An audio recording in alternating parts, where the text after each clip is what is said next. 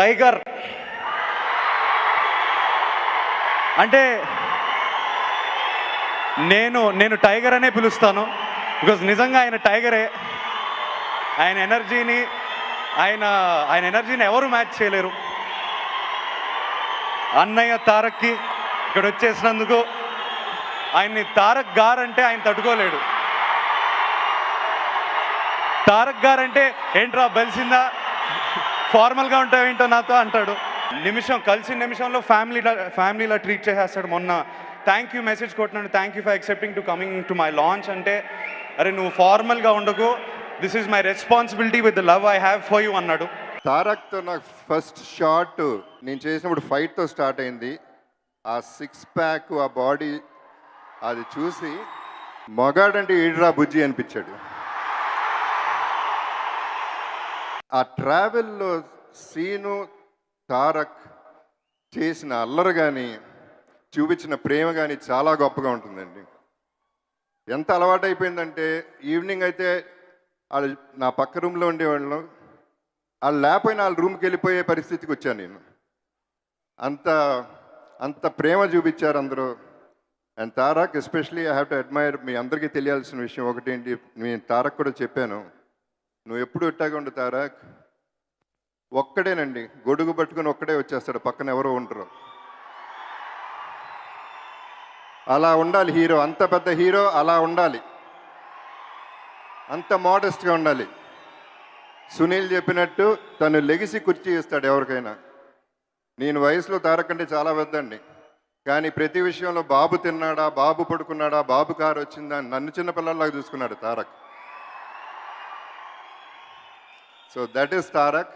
Rakhi cinema అప్పుడు first half చూసిన తర్వాత థియేటర్ నుంచి బయటకు వస్తుంటే ఒక అభిమాని, ఎన్టీఆర్ అభిమాని, వాడు బయటకు వచ్చి వాడు పక్కన ఎవరు లేరు, వాడు ఒక్కడే మాట్లాడుతూ అరుస్తున్నాడు, మనోడికి చెప్పండిరా, తగ్గమని కొద్ది చెప్పండిరా రే చెప్పండిరా అని. అంటే ఈ ఇన్సిడెంట్ భయ్యకి చెప్పా, భయ్య ఆడెవడో ఇలా అరిచాడు, గాలిలో మాట్లాడుతున్నాడు వాడు ఎన్టీఆర్కి చెప్పాలని, సో నేను నీకు చెప్తున్నాను అది అని చెప్పాను. ఆ రోజు నుంచి ఆ ఫ్యానే కదా భయ్య, నా అందరు ఫ్యాన్స్ కోసం నన్ను చూపిస్తానని చెప్పాడు. అలాగే ఇవాళ ఈ 6 ప్యాక్ అండ్ 6 ప్యాక్ మెయింటైన్ చేయడం అంత ఈజీ కాదు, సరదా తీరిపోద్ది. ఇందులో మీరు చూసే షాట్ ఉన్నది, ఆ షాట్ కోసం 18 అవర్స్ తను వాటర్తో కూడా తాగలేదు, ఒక చుక్క వాటర్ కూడా తాగలేదు. అంటే నీరసం వస్తున్నా సరే అలా నవ్వుతూ నడుస్తున్నాడు అక్కడ. యాక్చువల్గా that's the fact. And hats off to Tarak, who is an actor, who is the star. నాకు ఎందుకు ఎన్టీఆర్ ఇష్టం అంటే Tarak is not just a star, he is a genuine actor. నాలాంటి వాడు గర్వించే actor. I first respect him for an actor. ఇంత బలమైన నటుడిని ప్రతి తరంలోనూ చాలా అరుదుగా చూస్తాం. యాక్చువల్గా నటనకి సంబంధించి ఇతను ఒక టార్చ్ బేరర్ అనిపిస్తాడు నాకు. ఖచ్చితంగా వాళ్ళ తాతగారి పేరు నిలబెట్టడం కాదు, దాన్ని మ్యాచ్ చేసేంత సత్తా ఉన్న నటుడు. అది చెప్పడానికి నాకు ఏమాత్రం, ఎందుకంటే నాకు ఫేవరెట్ హీరో ఆయన. నేను ఆయనతో పోల్చాలంటే ఎవరిని అంత గమ్ముని ఇష్టపడినా, ఎందుకంటే అది నా స్వార్థం. సో అంత మ్యాచ్ చేసే సత్తా ఉన్నట్టు, అంత జర్నీ ఉన్న నటుడు, అంత ప్రయాణాన్ని, అంత వయసు, అంత అనుభవం, అంత ప్రయాణం అన్నీ కొందరికి ఉండటం నిజంగా దైవదత్తం. అది ఆయనకి నిజంగా దేవుడు ప్రసాదించాడు. దాన్ని ఆయన మరింత ముందుకు తీసుకెళ్లేటువంటి క్వాలిటీలు పుష్కలంగా ఉన్న వ్యక్తి. ఎందుకంటే సమయపాలన, క్రమశిక్షణ, నిజాయితీ, ముక్కుసూటిగా ఉండటం, అనవసరమైన విషయాల్లో తలకాయ వేలు పెట్టకపోవటం, అవసరమైన విషయాన్ని కూలంకుషంగా కింద దాకా వెళ్ళి దాన్ని పూర్తిగా సాధించడం, ఇలాంటి లక్షణాలు ఉన్నవాడిని మనం ఆపాల్సిన పని లేదు. వాళ్ళు వెళ్తుంటే మనం చూసి చప్పట్లు కొడుతుంటే సరిపోతుంది. రామ్ లక్ష్మణ్ మాస్టర్ చెప్తుంటారు, ఎప్పుడైనా షాట్ చేసేటప్పుడు కెమెరా కోసం పుట్టాడు సార్ ఈయనంటే. అంటే మనం కొంచెం కెమెరా పక్కకి ఇలా తిప్పినా కానీ మెల్లగా ఆయన తెలియకుండా జరిగిపోతాడు. ఆయన పక్కన ఉన్న వాళ్ళందరినీ కూడా సర్దేస్తాడు తెలియకుండా. మిగతా వాళ్ళందరూ కూడా ఈ సైడ్కి తిరిగిపోతారు. వాళ్ళు ఎందుకు తిరిగి ఇటు చేస్తున్నారు కూడా తెలియదు ఎవరికి. మనం చెప్పాల్సిన పని లేదు. మా పెద్ద అబ్బాయి తారక్, మా పెద్ద అబ్బాయి తారక్ చాలా చాలా ఆప్యాయంగా బాబాయ్ బాబాయ్ అని పిలుస్తాడు. చాలా సంతోషంగా అనిపిస్తుంది. అప్పుడు అఖిల్ నేర్చుకోవాల్సింది తారక్ దగ్గర నుంచి acting and mass. Ray mass నేర్చుకోరా అక్కడ. మన జూనియర్ ఎన్టీఆర్ తారక్ మేము చేసే సినిమాలన్నీ అది ఎవరి వల్ల కావు. ఆ సినిమాలు చేయడం అసాధ్యం. ఎందుకంటే they are larger than life. జీవితం మనం చూస్తాము, దాన్ని భూతత్వం పెట్టి చూస్తే అంత కథ కానీ అన్నీ అంటే అదంతా ఏంటంటే పంచకట్టులోన ప్రపంచాన మనగాడు కండువాలేనిది గడపైన దాటని వాడు పంచభక్ష పరమాన్నమ్ము పళ్ళెమ్మని నుంచిన గోంగూర పచ్చడిగా ఎదురు చూచువాడు ఎవరయ్యా ఇంకెవడు మన తెలుగువాడని. అలా మా సినిమాల్లో అన్నీ ఉండాలి, అన్ని నవరసాలు ఉండాలి అని కోరుకునే ప్రేక్షకులు, దేవుళ్ళు, అలాగే మా పాత్రలు కూడా అలాగే ఉంటాయి. ఎన్టీఆర్ గురించి చెప్పండి. NTR one word is definitely energetic.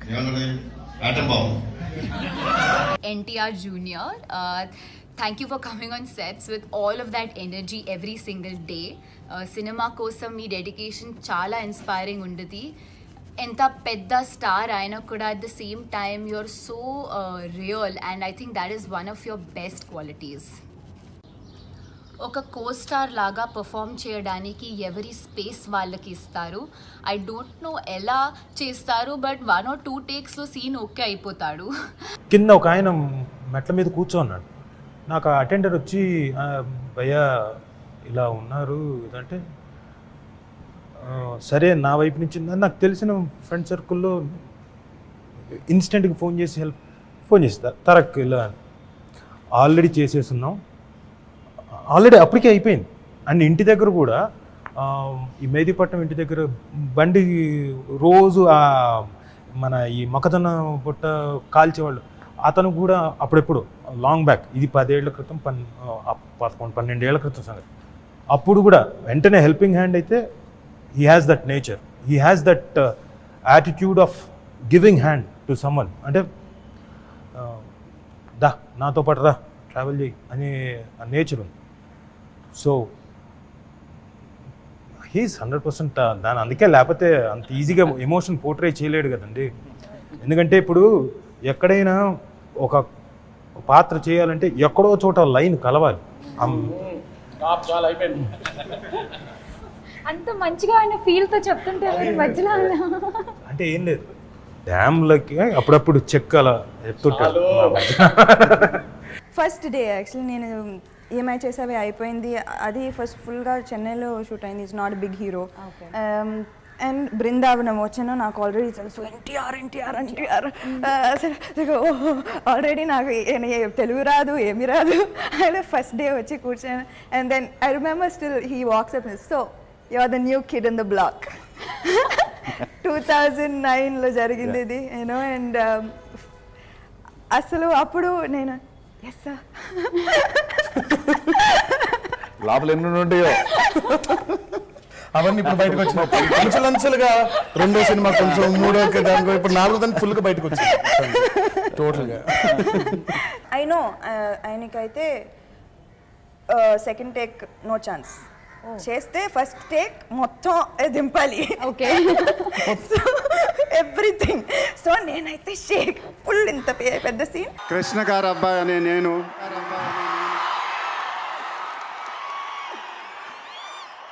తమ్ముడు తారక్ దగ్గర నుంచి నేర్చుకున్నాను ఈ మాటలన్నీ. సో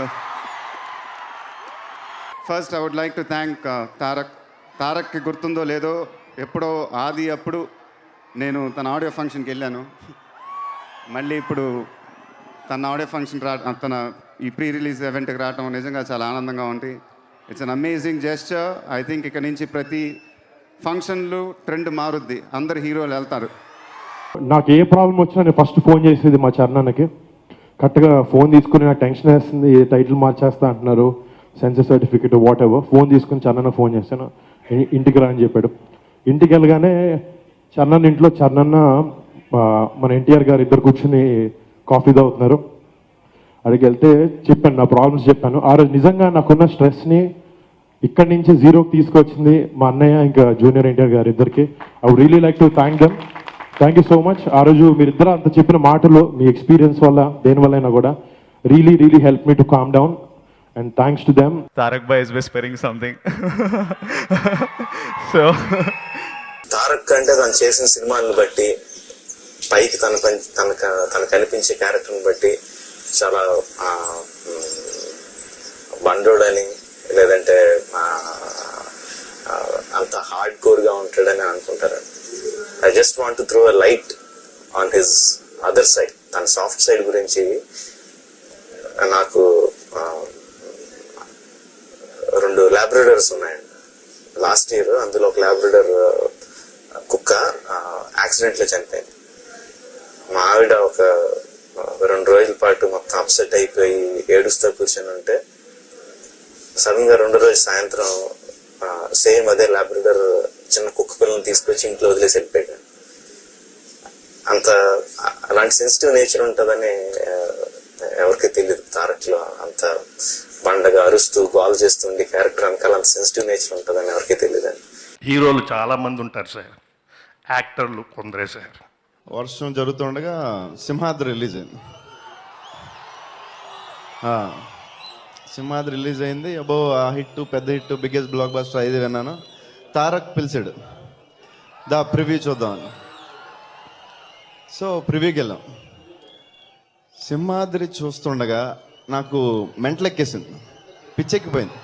మా బావకి సభాముఖంగా ధన్యవాదాలు తెలియజేసుకుంటున్నాను. థ్యాంక్ యూ బావా. నా ప్రియమైన నన్బా,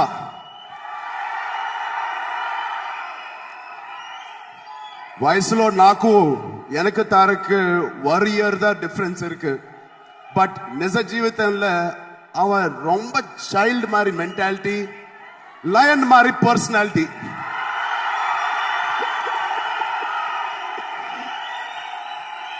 కొంచెం జాగ్రత్తగా ఉండాలి ఈ వ్యక్తితో. I enjoyed. నేను ఎల్లరుమే థ్యాంక్స్ சொல்றேன், తారక్ சொல்ல மாட்டேனா థ్యాంక్స్. ఎందుకంటే I want to thank God for giving me a brother, a relationship I found. So thank you God. Thanks చెప్పేస్తే ఇక్కడే ముగిసిపోతా, ఇక్కడే అయిపోతానే ఒక ఫీలింగ్, ఇంకదా పొడిచిపోవడం అని అంత మరి ఫీలింగ్ ఇల్లామే. I want keep this relationship, this movie. మా ప్రొడ్యూసర్కి ఎంత డబ్బులు వస్తే అంత ఆనందం నేను కూడా పొందుతాం. I feel happy. But what I really love about this movie is my brotherhood with Tarak, which I'm going to take it to my, నేను చనిపోయే వరకు ఆ బ్రదర్హుడ్ని నా మనసులో పెట్టుకుంటాను.